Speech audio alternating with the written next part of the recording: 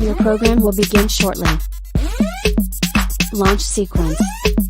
Activate.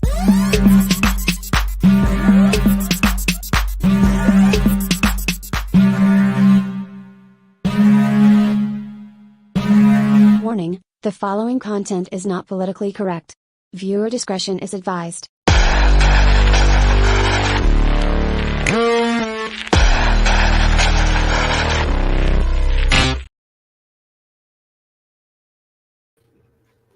I'm not on the screen. This is the kind of week I've been having, y'all. Welcome back to the channel. I'm Sarah Higdon. I'm your host. This is Transform to Freedom. Yeah.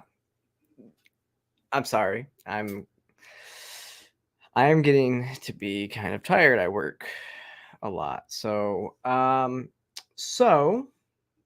welcome back. Last week I was a busy week. I got to go to Nashville for a few days for an event. So we were doing an event for the people who were sponsoring this event. The event was by Iron Light Labs. Iron Light, great organization. The festival, it was awesome. We had a film.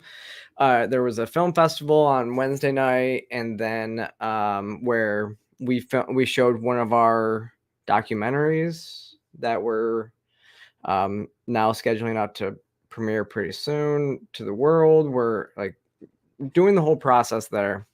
And it was really good. And then Thursday, there was this whole conference of speakers. And I mean, I won't lie, like it was very, like it was a heavy conference, but it was honestly one of the most like inspiring conferences I've ever been to. Like just hearing some of these people tell their stories of, you know,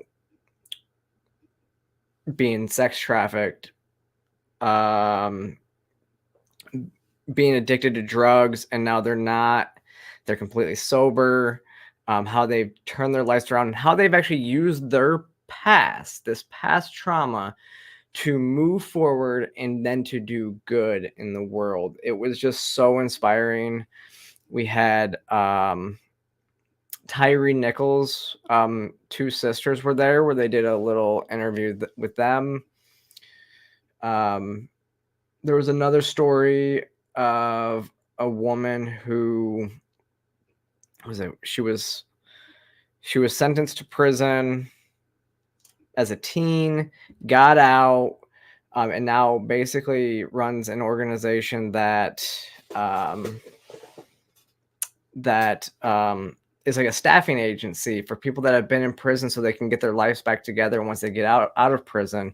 And it's really, really awesome there.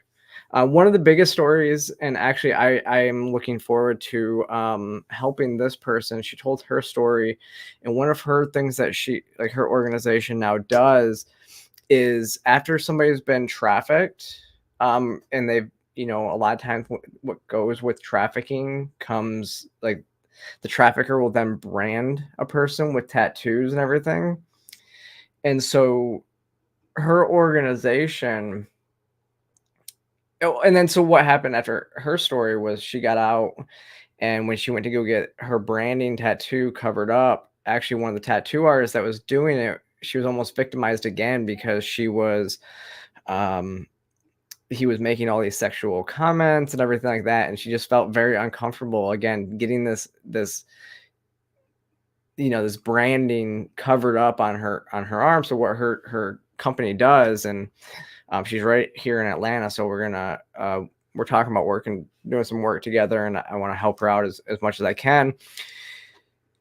So what they do is they actually get people that have been in that same situation, and they make sure that they work and they can get those tattoos, those branded those brandings covered up or even removed now, and make sure that like that scar that was forced upon them at one point is no longer, it can turn something deep and dark into something beautiful. It's beautiful art on your arm, or like I said, you can get it taken off. But that's what they're doing there. So it was a great story. And then the end of the day, was actually the lead singer of Blue October.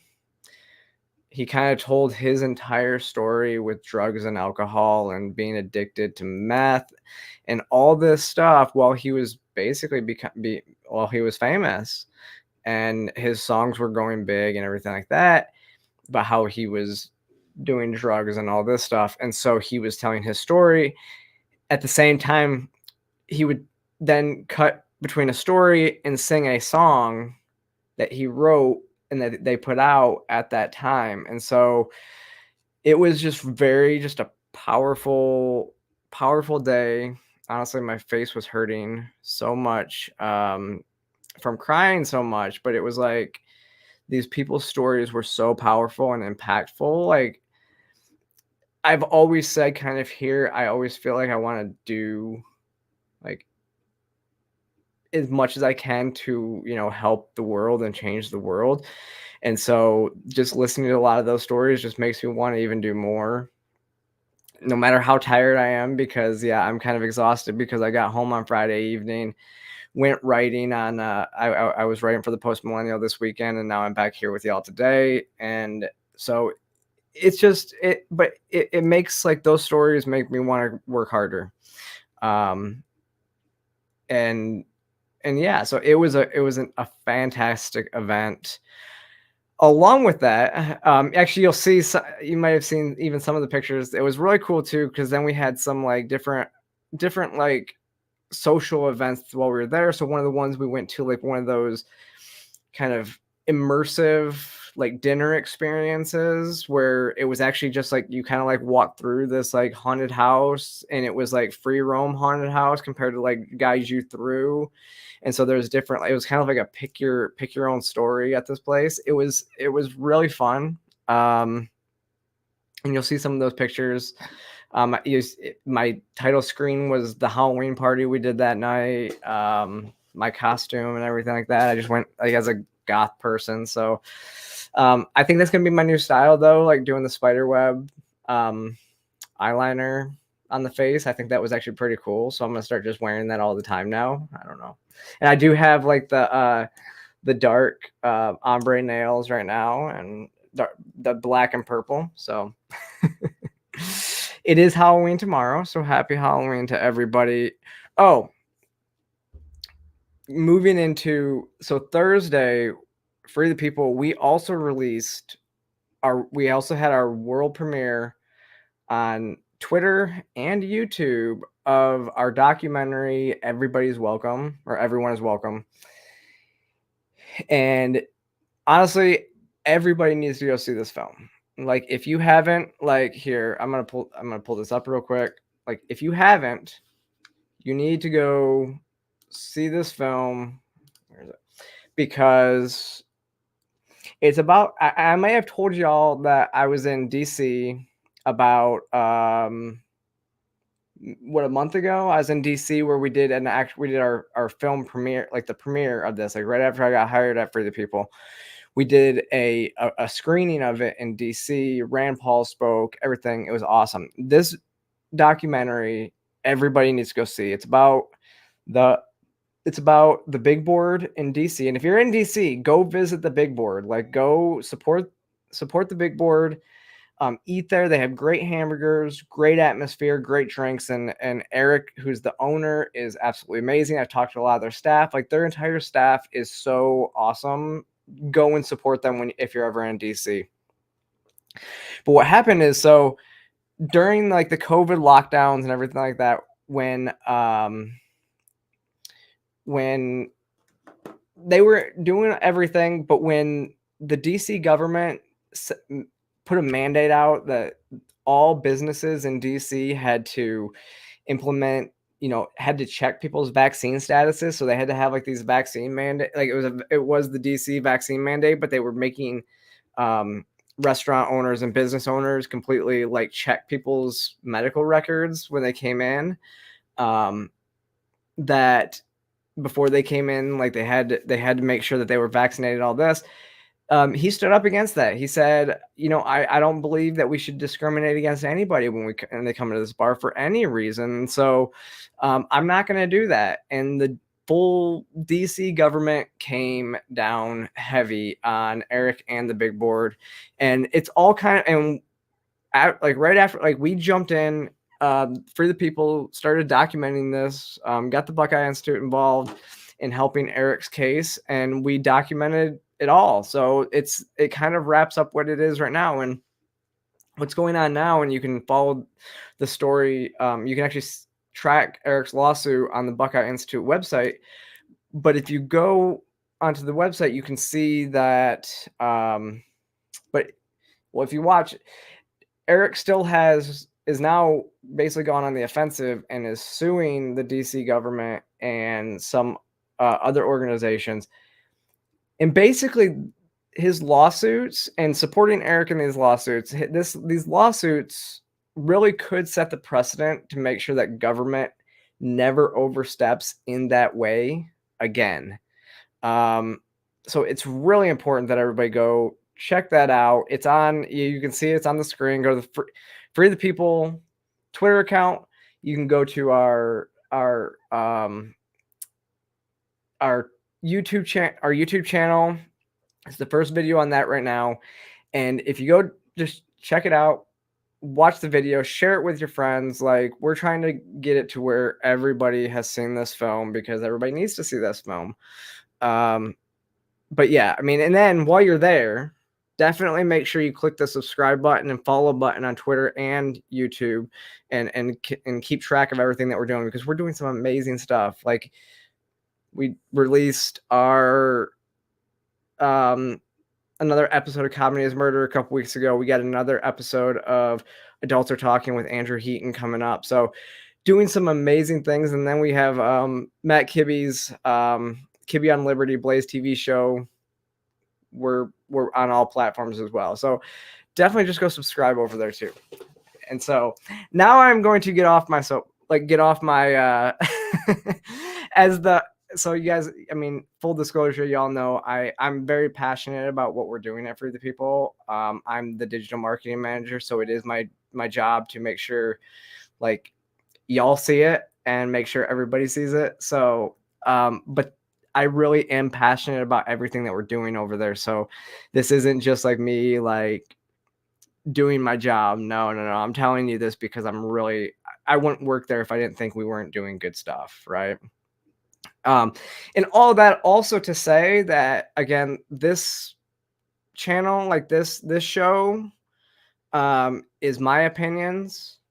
It is not representative necessarily of Free the People's, like, as an organization opinion. They don't sponsor the show, just because I want to be able to speak freely, even if I disagree with, even if some people in our organization may disagree with what I say, I'm allowed to speak freely on this channel.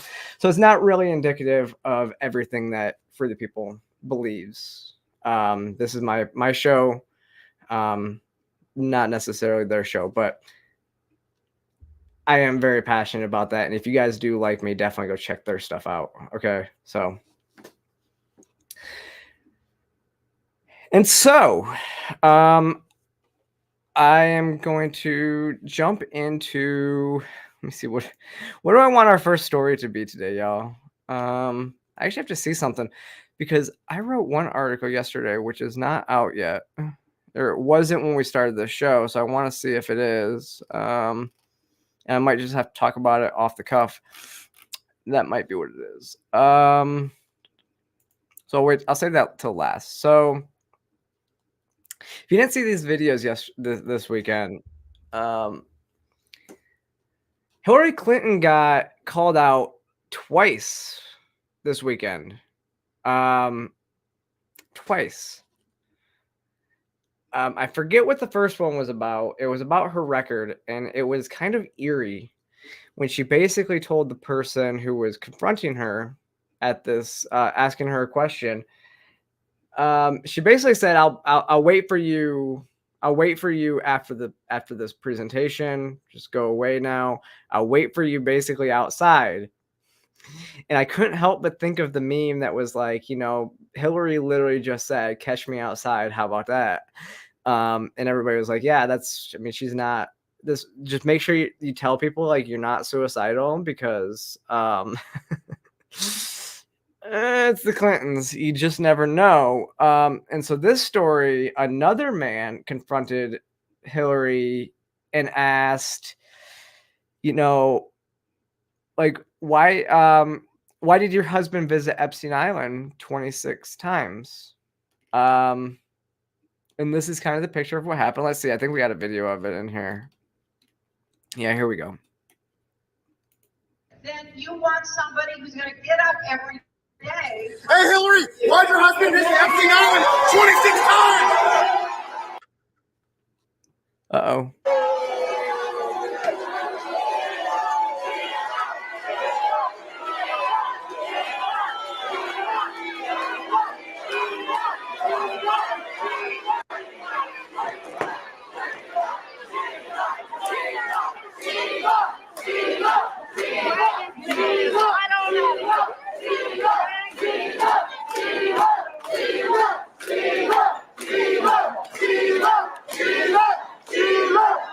Is this really necessary? Is this really necessary, guys? Is this really necessary? Is this really necessary, sir? Hey, is this necessary, officer? You guys are dragging a grown man out. Is this necessary? Seriously, come on. Hey, is this necessary, guys?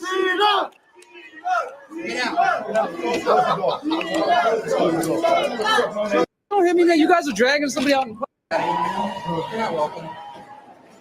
Private event. You decide. Why do you guys support like just endless government spending? I mean, she's giving more money to white people in Ukraine than you freaking idiots in Houston to keep voting for her. Watch out. Endless money to Ukraine, endless money for Israel. She's not anti-establishment. You guys vote for the same shit over and over again. Same crime. It's gonna be like just like Chicago. You guys love this shit. All right, you have a blessed day, sir. And so this was, let me see, that this is Alex Rosen. Yeah, so he posted, I'm not suicidal, I didn't kill myself. And let me actually go to his page. Let me see.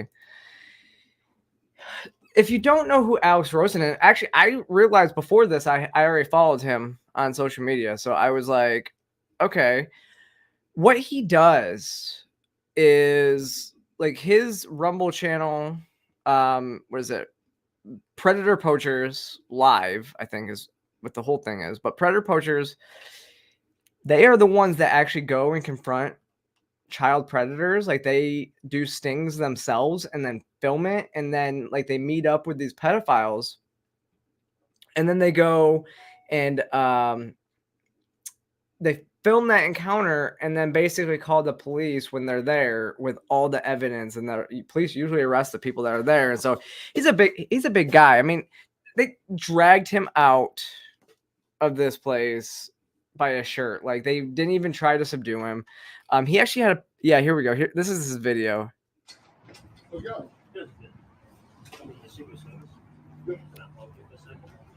This is Secret Service. I get it. No, I don't get that. Oh, that's great. I mean, I'm going to leave now. You gonna leave? Yeah. Hey, can I get some information from you? Absolutely not.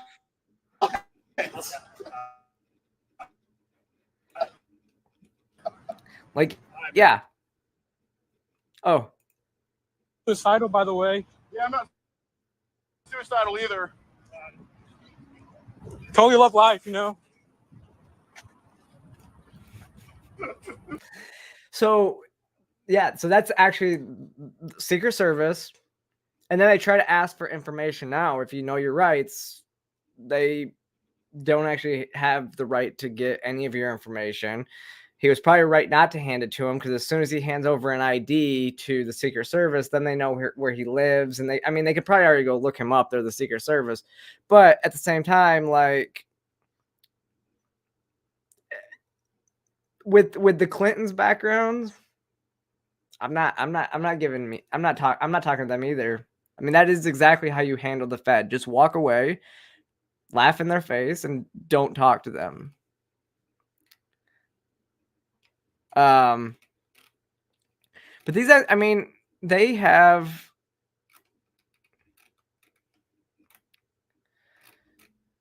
I mean, it's good stuff, but I thought it's really funny because yeah, Hillary doesn't want to answer these questions. Somebody else commented on this too, though, and they were talking about they called him a liar about Clinton being at Epstein Island when actually it was Community Notes actually wrote a note on there that said that from witness testimony during the Ghislaine Maxwell trial that witnesses had placed Bill Clinton at Epstein Island multiple times. So if you really do care about human trafficking, children sex slaves, then you're going to ask those questions about Hillary, and you should, because during the trial there was witness testimony to the fact that he had visited. Now we still don't have the client list, which is kind of amazing, right? Let's talk about like the whole Epstein list. Like we know who was at January 6th. Like we know everybody who attended January 6th.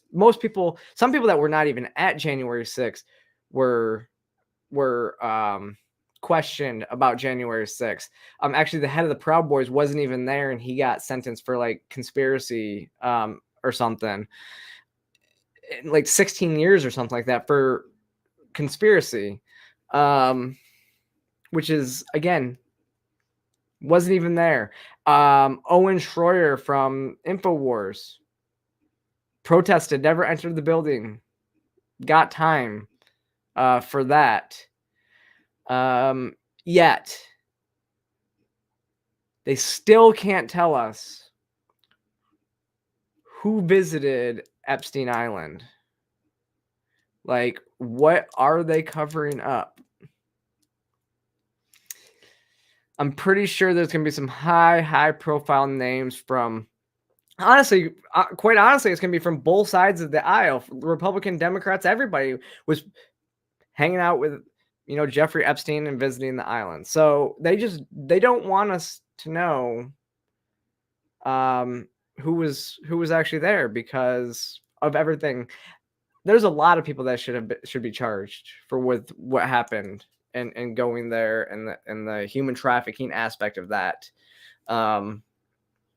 It's insane that we don't have that information yet, right? Absolutely insane. But you want to talk about the Fed? You want to talk about the Fed not doing their job? How about we talk about another mass shooting in Maine? And just like always, authorities were warned about the mass shooter. Local police stations in Maine, every single one of them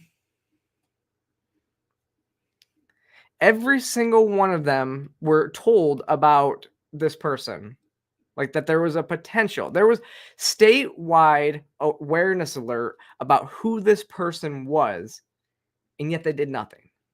How many times do we see over and over and over and over again? Honestly, at the point where every time one of these mass shootings makes national headlines now, my first thought, and it's usually accurate now, is how much, like, the FBI at least knew about this guy, right? And how much did they know, though?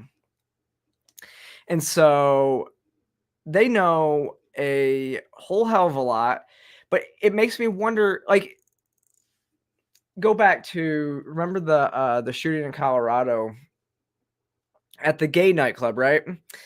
Where they knew the shooter, they knew that there was these patterns. Colorado is one of the few states in the country, and I don't support red flag laws, but they have red flag laws. So if your red flag laws are not catching this person, then what's the point of even having them? I mean, you go into a bar and you start shooting. A nightclub where they serve alcohol is a gun-free zone, right? and you know about this person beforehand, so your laws are not working at all. Your gun-free zones don't work, obviously, because it just makes people easy targets. And two, your red flag laws didn't prevent this from happening because this person was known to you. Like, this happens over and over and over and over and over, to the point where I could put on my tinfoil hat and start looking at like the MK Ultra experiments and stuff like that and be like, is this something being pushed by the Fed to try to enact more gun control or distract from something else? I'm not saying that's what's happening, but it makes you question things, doesn't it? It makes you really question what the Fed actually knows and what is actually happening behind the scenes of these things. Because again, they knew who this person was. When you know who this person was, why don't you do anything? Like, why don't you have patrols on this person watching what they're about to do? Like, why don't you have somebody tailing this person 24/7 if you really think that they are a danger to society? It makes sense, right?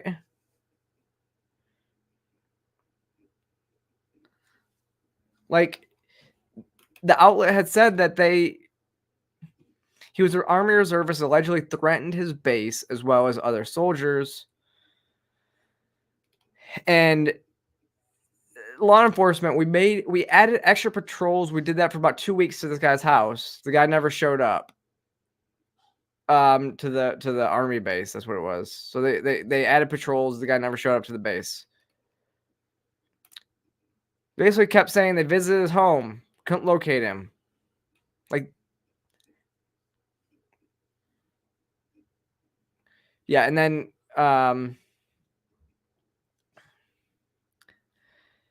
like through the summer, 2 weeks in the summer, he was hearing voices and threats to shoot up a military base. Like, continuous behavior, like these types of things. How are you not able to stop this? Like, how are you not able to find, like, and it also makes sense now, if they couldn't find him before this happened, then that they found him with a bullet in his head, but they weren't able to find him before he committed suicide. Like, you know, these types of things keep happening over and over and over. And I've talked about it on here. You know, mental health issues are a huge huge thing. But part of what I've talked about on here, I don't believe that I don't think we have a constitutional right to take away people's guns for mental health issues, especially when you start to look at it and say that if we took away people's constitutional rights to the Second Amendment for mental health issues, then then the left would basically deem conservatism as a mental health issue and take away your guns, take away your rights, all your rights, because it wouldn't just stop at the Second Amendment, it would stop at all your amendments, because you're not, coherent enough to even have the First Amendment or Fourth Amendment and all this other stuff. So we don't do that with our rights. And I don't know where I was going with that.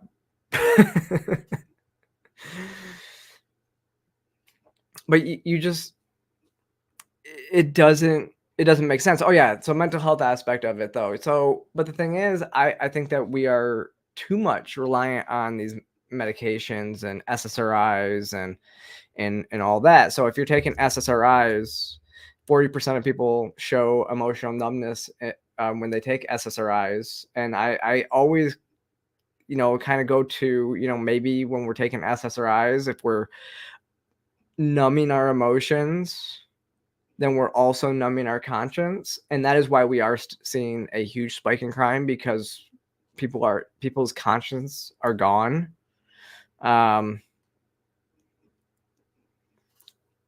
Yeah, John, definitely. I like that idea.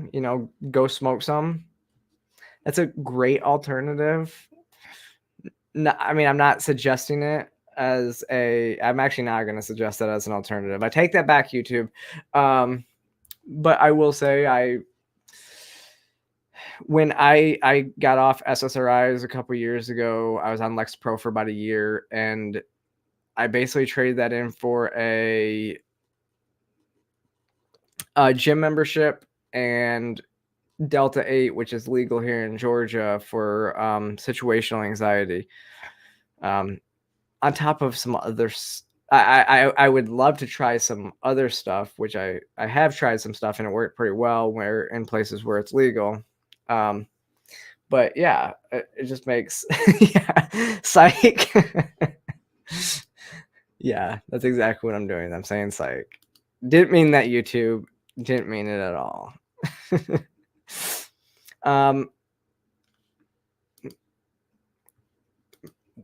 Wait, where is it?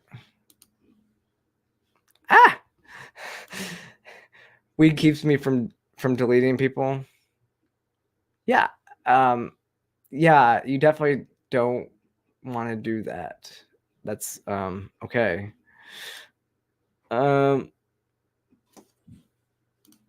Yes, I'm always a big fan of counseling and everything like that for anxiety and any mental health issues that you have. So that is definitely weed makes me lazy and depressed. Yeah, I mean, I get it. Not so much the depressed part, but let's see.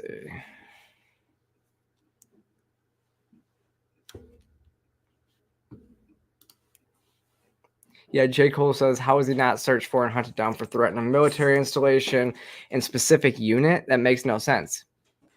Yeah, you would actually think like a military unit with the intel agencies that they have attached to them and everything like that, you would think that they would actually go and find this person, right? Like they would be able to find this person fairly easily because they have intel. Like they know what they're doing. Like we're able to go find people in the remote areas of Afghanistan, but we can't find somebody in Maine.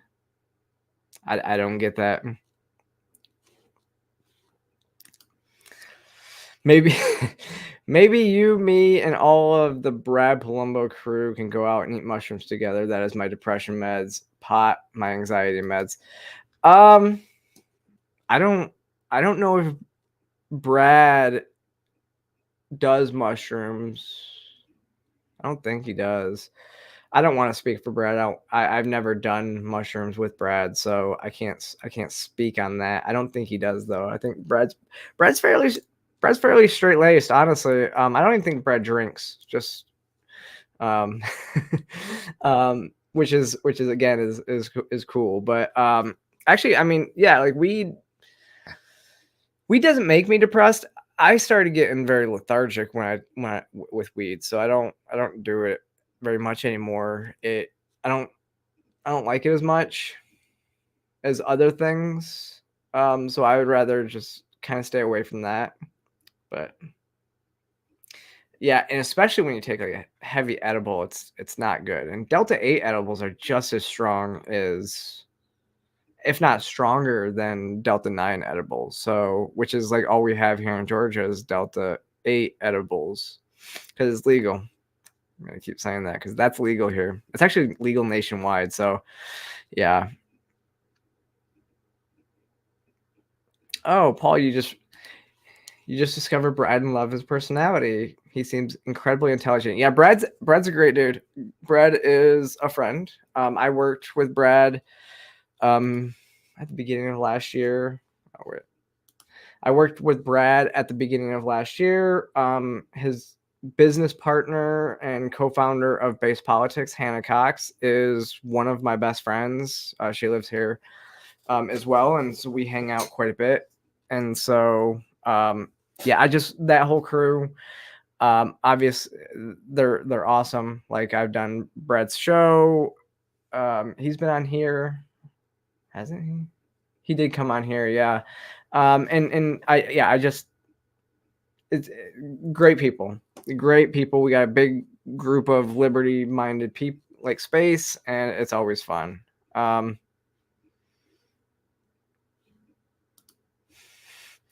You are right, Sarah. Heroin and coke are a lot better. I honestly, no.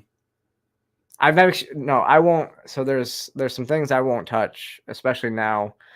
Heroin is something I never had any inkling to touch, because they're like the big three were things that I would never try.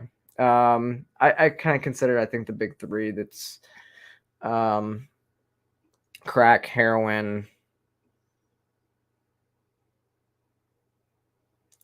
and meth. I think are the top three that I'm like, yeah, those are the big three that it's like, never touch those. Especially as I've had too many people that were close to me, like, I don't even know, just personal stories of people that have just battled with addiction with those things. It's like those things are stuff I would never touch, and especially now. And Coke goes into that now because it's like all of those things are now being laced so heavily with fentanyl. And you gotta remember, I was in I enjoy the rave scene. I've enjoyed the rave scene, especially like during 2020. I was DJing a little bit. I was learning to DJ and doing some of the rave stuff. And I knew a lot of people doing some of that stuff. And now it's like everything's getting laced with fentanyl. And I know that, you go to festivals and stuff like that and you can be safe about it.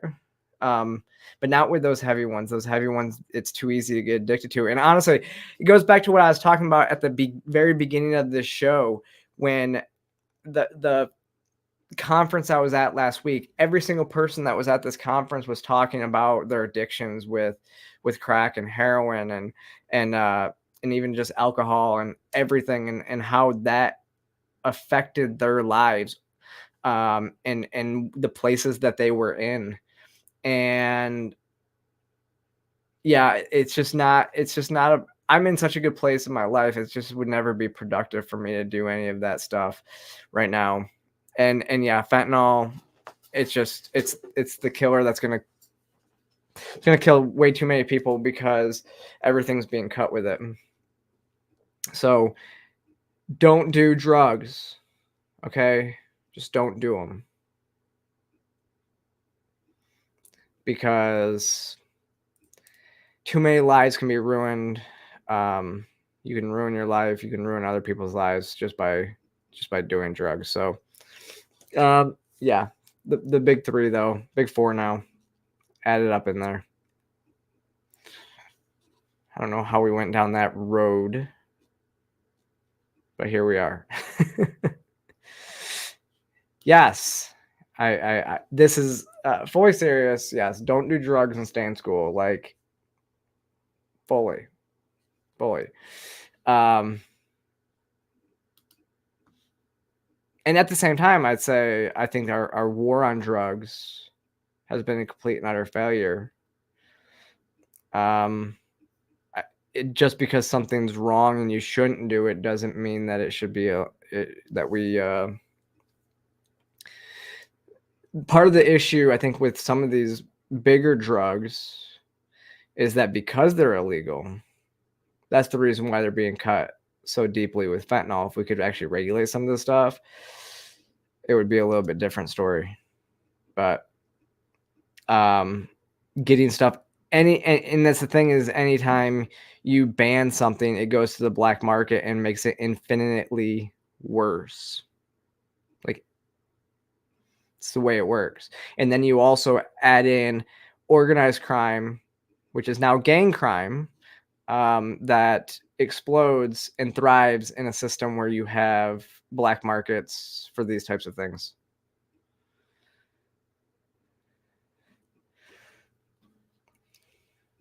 Yes. Yeah, I guess when you engage with the chat, the conversation goes all over the place, which I do love to ramble. And so this is kind of good. And this is it really goes, it's really interesting. Yeah, I think you're right. Fentanyl is the real pandemic. It's interesting though, because I mean, I know a lot of people with just alcohol problems, and alcohol is a huge issue. What's really interesting to me, and this is, I've talked about this before on this channel, we were kind of talking about it a little bit earlier, is that like alcohol, tobacco, and some of these other stuff are incredibly addictive. SSRIs and painkillers that you can get a prescription for are incredibly addictive. And those are considered still under drugs. And when like Vice News comes out with an article that actually in multiple years now running, they point out that mushrooms are actually the safest drug out there, yet they're illegal.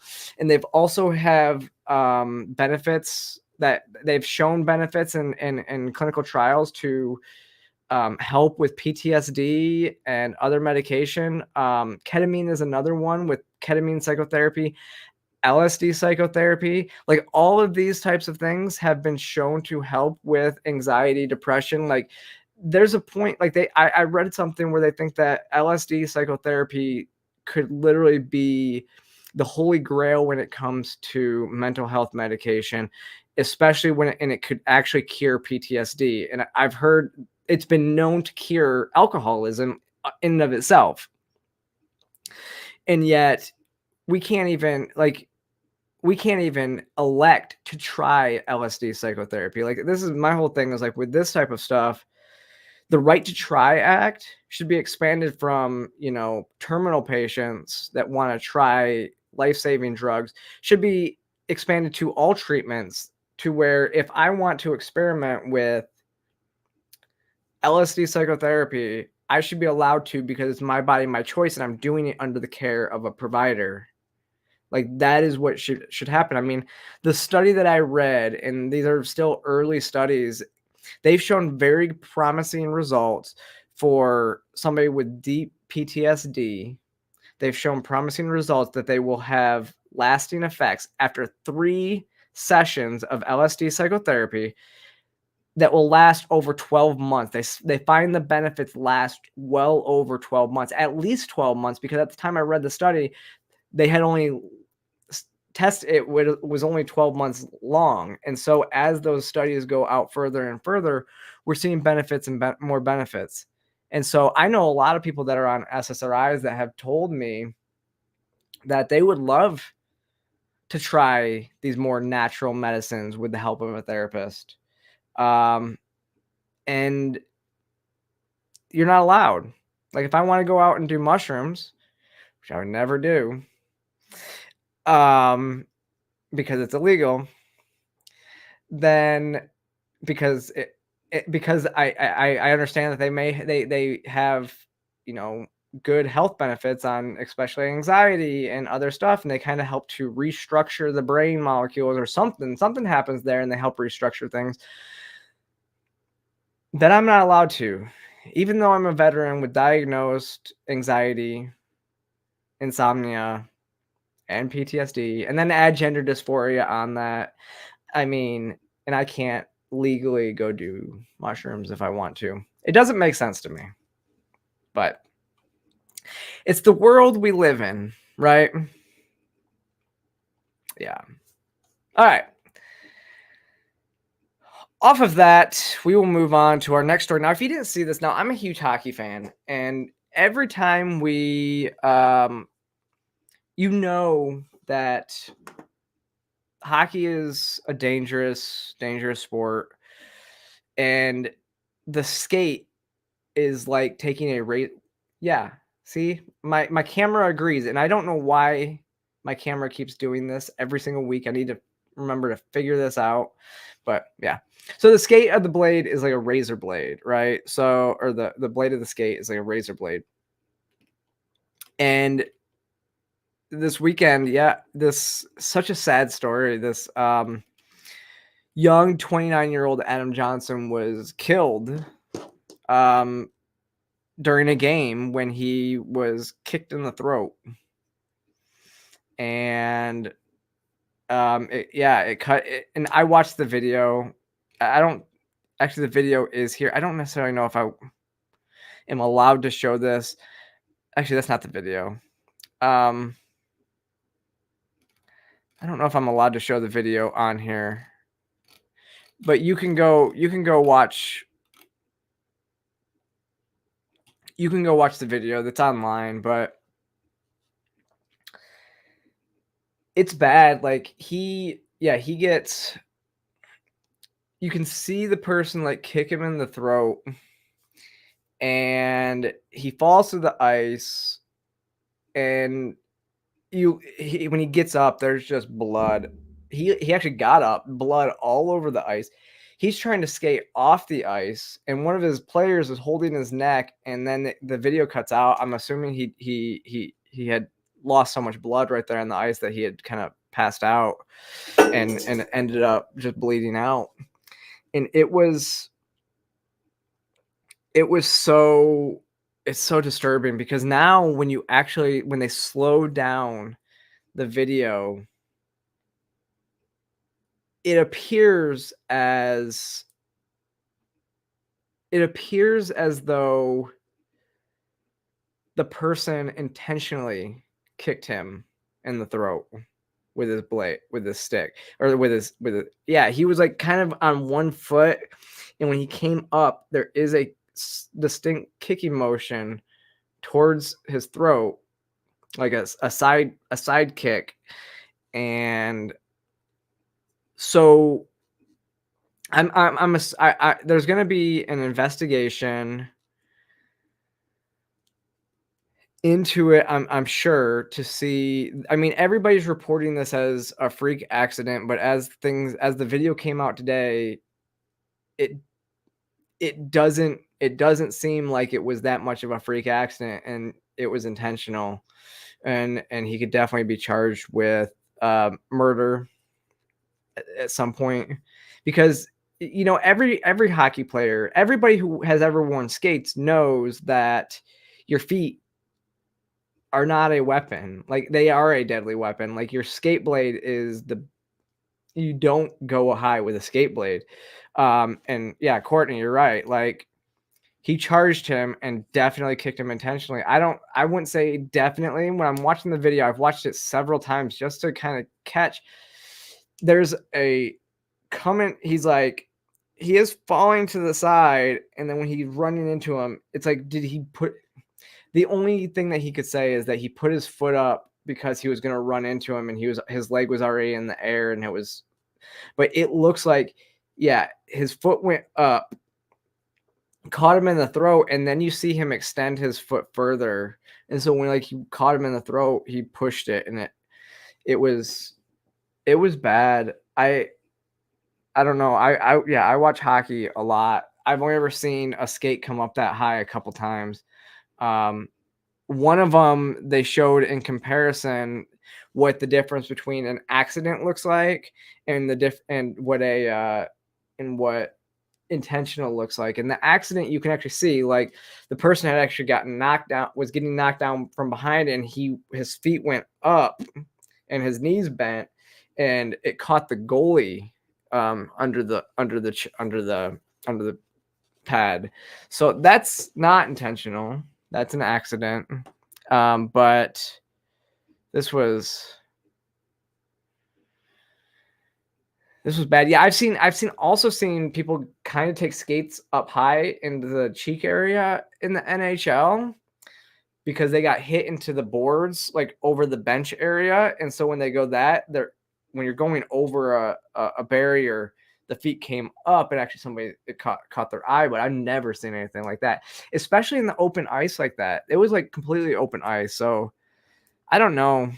I really don't. It's just such a sad story. And like I said, 29 years old. He was playing for the Pittsburgh Penguins. Yeah, he played for the Pittsburgh Penguins at one time.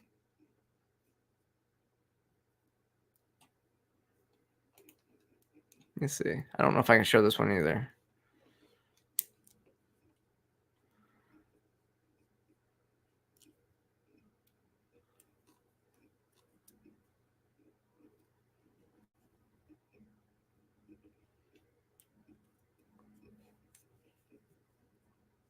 Oh, okay. So yeah, he didn't actually put that on there. Yeah. Like I said, just really, really sad.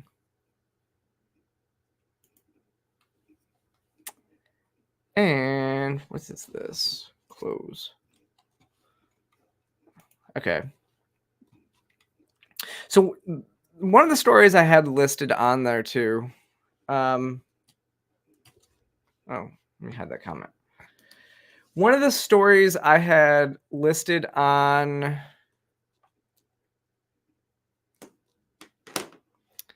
my yeah. So I wrote a story yesterday. It's not published yet. It was about Joe Biden. Now, Joe Biden,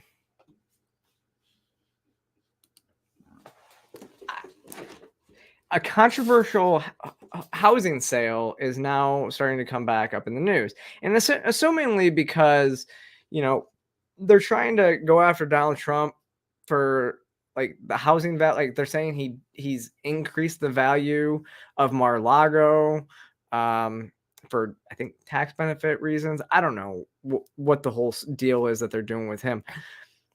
But this story is about Joe Biden, who sold a house in 1996 to a supporter of his, which he was running for Senate in 96, sold a house for full price, full asking price, to a supporter of his. And that house he sold for $1.2 million, and it's only worth $450,000 more today, where the housing values in that area have actually tripled. So the house should actually be worth about $3 million to where it's only worth like 1.6 million. If he had sold it for, if he had sold it for the proper price back then. So the concern, what kind of seems to be happening in this situation is it sounds like Joe Biden may have laundered money, and him and this supporter of his may have violated campaign finance laws in the sale of this house, right? Not to mention that Hunter Biden went to work for this man at his at the large credit card company that he owned, and then Joe Biden was supporting legislation that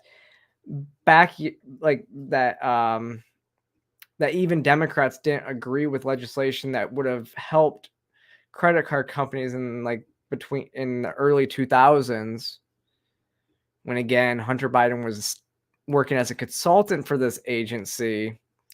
So it really seems like this guy kind of had Joe Biden by the balls to get kickbacks, because he bought this house, which, if it had kept in line with housing values, would have only been worth $750,000 or $700,000, but it was worth. But he sold it for $1.2 million, and then donated the maximum amount to his campaign, which is $200,000. Now, this is one of the big things that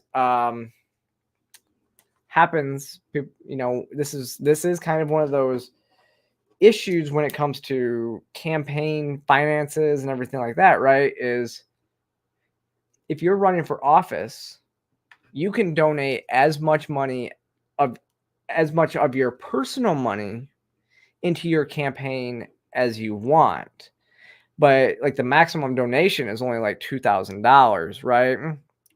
So but to get around that, you sell a house for, I don't know, $400,000 or $500,000 more than what it's worth, and you own a credit card company, so credit and mortgage isn't an issue, and plus you're a millionaire, billionaire anyways, so that's not an issue. So you sell, and then the candidate then goes and takes that extra $400,000 or $500,000 in equity that they just earned, and I don't know, maybe puts it into their campaign. I'm not saying any of this is a fact, but it's something that it's worth looking into. And apparently in Delaware, this has been a controversy since the sale. So since 1996, people have been talking about the sale of this house every time that Joe Biden's ever run for Senate, ever run for office. They've been talking about the sale of this house, and nobody's really listened to them about them. This is the first I've ever heard of it.